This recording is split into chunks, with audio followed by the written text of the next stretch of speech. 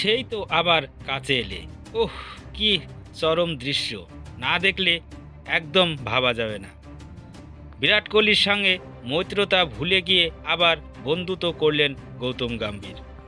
আবারও একে অপরের সঙ্গে বন্ধুত্বের হাত বাড়ালেন বিরাট কোহলি ও গৌতম গম্ভীর। তাদের বৈরতা নিয়ে কম কথা হয়নি। সবাই তাকিয়েছিল বেঙ্গালুরুর চেন্নাইস্বামী স্টেডিয়ামে গৌতম ও কোহলির কাছাকাছি আসে কিনা।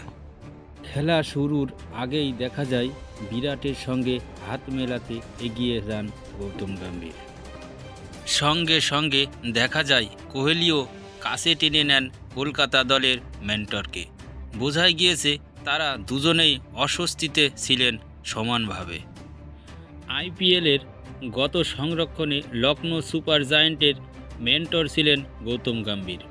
বেঙ্গালুরুতে শেষ বলে ম্যাচ জিতে অতি উল্লাসে ভেসেছিল লখনৌ সুপার জায়ান্ট।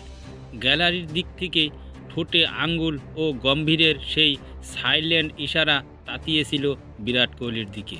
তবে ফিরতি ম্যাচে বিরাট কোহলি লখনৌর আরসিবির গ্যালারির দিকে ফ্লাইং কিস দিয়েছিলেন। ম্যাচ শেষে বিতর্কে জড়ান বিরাট কোহলি এবং গৌতম গম্ভীর।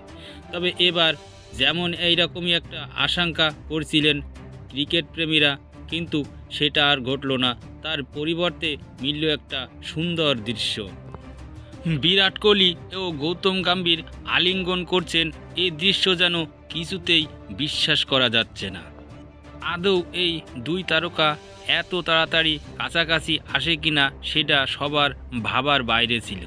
কিন্তু শেষমেশ দেখা যায় কোহলি ও গম্ভীর দুজন দুজনাকে সরি বলে অতীতের সব সম্পর্ক দূরে ঠেলে পুরনো মৈত্রের সম্পর্ক স্থাপন করলেন। তো বন্ধুরা, গৌতম গম্ভীর এবং বিরাট কোহলির বন্ধুত্বের স্থাপন দৃশ্যটি আপনাদের কেমন লেগেছে অবশ্যই কমেন্ট করে জানাবেন। সাথে ভিডিওটি একটি লাইক করে দেবেন। চ্যানেলটি সাবস্ক্রাইব করতে ভুলবেন না। ভিডিওটি দেখার জন্য ধন্যবাদ।